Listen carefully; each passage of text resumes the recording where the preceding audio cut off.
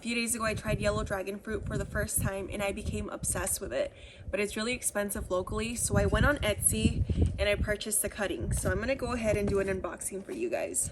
All I did was take off my address, but I haven't opened it up to see what it looks like on the inside. I'm going to list the seller that I purchased it from on the screen, and it was delivered today. Oh, it came packaged pretty well. Let's see here.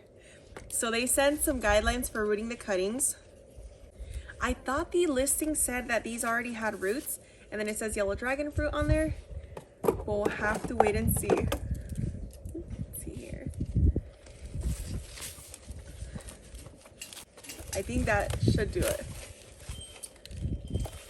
Oh, okay, let's see here.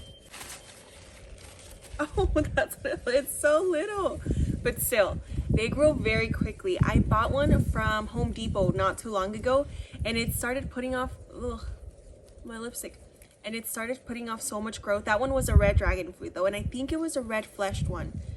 I'm not 100% sure, but it already put off so much growth. I wanted to train it with one single stem, or what do you call these? Like one single arm going up. So I've already started propagating some cuttings, but let's take a look at these roots.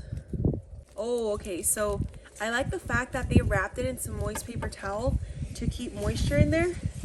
And I ordered it a few days ago and it came in within less than a week. And I believe this variety is an Ecuador Panora. Oh, look at this. It's got some really nice roots going on. Oh my gosh. Okay, that makes me super excited because then I don't have to worry about doing the rooting process myself. It's already ready to go.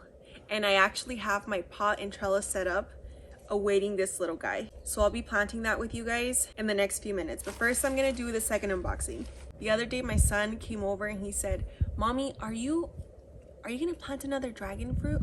Why are you making a dragon fruit trellis?" And I was like, "You recognize this trellis?" And he's like, "Yeah, it's for dragon fruit." Which I thought was so cute. But honestly, I can already see some more growth popping up from the rooted portion of the cutting, which is awesome. So it's gonna go straight into a 15-gallon pot. I know a lot of people would probably pop it into a 1-gallon and then from there wait for it to fill out and then transplant it. I'm gonna go straight into my 15-gallon. Some other comments I've gotten is from people saying a 15-gallon is probably too small, but honestly I think it'll do just fine because I've seen people plant dragon fruit in 20 to 25-gallon pots, but they'll put maybe 3 or 4 cuttings in one pot. My 15-gallon pots are only going to house one dragon fruit, so I don't think they'll be competing for space. And the reason I'm doing that is because they're being planted at different stages. So my other dragon fruit has already started rooting. It's already growing quite a bit. This one is going to be a newly planted dragon fruit. And I feel like maybe then there'll be a little bit of a fight for nutrients and space because the other one has roots that are much more developed.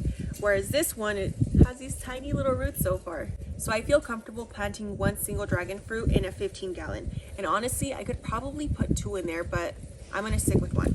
So I have a red variety and then this Ecuador Panora. The reason I purchased this tree right here is because of this drink. This is a Guanabana humex, and my husband bought it for me accidentally one day when he was picking up some guava humex because that used to be my favorite. And the first time I tried it, I thought, what is up with this guava? It tasted so much sweeter and creamier and different. And I didn't realize it wasn't the right drink until a few shopping trips later when I kept telling him it just doesn't taste the same. And he went to the store and he was like, wait, it's not guava, it's guanabana, which in English is soursop. So locally, they sell soursop trees at one nursery, but they're also very expensive, as are most tropicals because I live in the desert. So I went on Etsy and I purchased a soursop seedling. And honestly, this is one tree that I didn't want to buy. But my husband is the one that kept asking me, when are you gonna plant some soursop or some guanabana? And I kept telling him, I don't think I've seen one single person who has gotten them to fruit here in Arizona. I've seen maybe 1 or 2 people who have tried growing them here in Arizona, and they've had them for a few years, but they have no fruit on them. And then I started searching up videos in Spanish for guanabana, and I found several people who are growing them in pots and have gotten them to fruit successfully in Mexico. So I cannot wait to try it myself. My husband doesn't know I bought this yet. I want to surprise him with it. But first, I'm a little nervous to see what it looks like because it weighs nothing. Okay. Oh, you guys, based off the videos I watch, a lot of people say that it takes months for the seeds to actually germinate and put on a certain amount of growth, which is why I felt it was easier to buy a seedling online. Plus, I can't find any guanabana locally to be able to start the seeds myself. So this was the next best route. Look at that, you guys. Isn't that crazy? Look how cute that is. Oh my goodness. Definitely a lot smaller than I thought it would be, but it's in great condition. So let's take a look at the roots on this little seedling. If I'm able to grow it successfully, I'll take cuttings and propagate those. And either way, I've heard that the leaves of the guanabana or soursop tree are used medicinally. Oh, this was also wrapped in a paper towel. Okay, here we go. Oh my gosh. This guy is ready to be uppotted. I'm going to plant this tiny soursop seedling. I read online that they like sandy, loamy soil, so I have my pot ready to go. Typically I plant trees in 25-gallon pots, but because this one is so tiny, I'm gonna start it off in a 3-gallon. So little. So the first thing I'm gonna do is make my hole inside this pot by moving the soil aside. And then I'm going to sprinkle in some worm castings. And then I'm gonna sprinkle some mycorrhizae in there.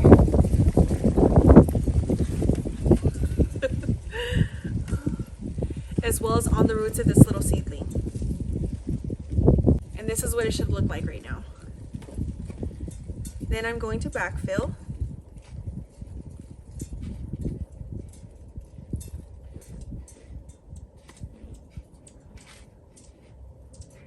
And I might need to add a little bit more soil. To water it in, I'm going to take some fish fertilizer and I'm going to dilute it in water. And now I'm going to water it in.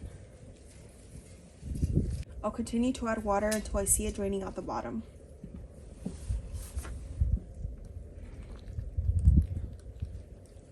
And then the last thing I'm going to do is add some shredded straw for mulch. Usually I like to use shredded wood, but I don't have any right now.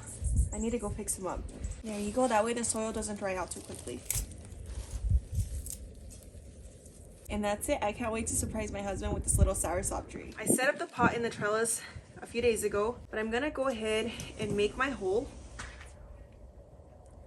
making sure that my dragon fruit can fit in there, just like that, maybe a little bit deeper. And into the hole, I'm going to sprinkle some worm castings. Oh, I did not just do that.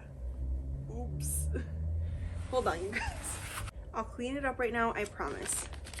Into my hole, I'm also going to sprinkle some mycorrhizae to help with the establishment of those roots.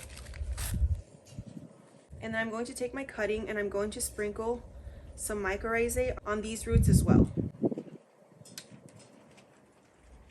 And then I'm going to place it in there.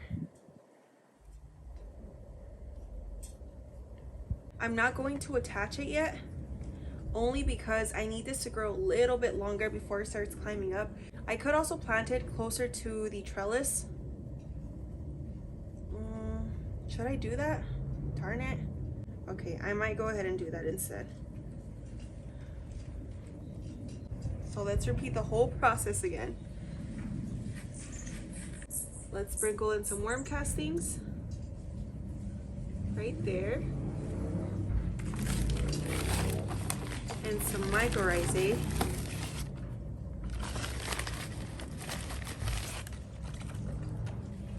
Right there. And I'm going to keep sprinkling it on my cutting as well. And I want to make sure that it faces the way I want it to start growing, which is going to be like this. I'm trying to make sure not to bury it too deep. And I think like that should be fine. Now it can actually start to grow up the wood. And later on, I'll go ahead and add some garden tape. I'm not going to add any right now, only because I ran out. But let's go ahead and water it in now. I actually watered in the pot this morning just so that I would be ready to go because I knew it was getting delivered today. So I'm just going to water in the portion with the cutting.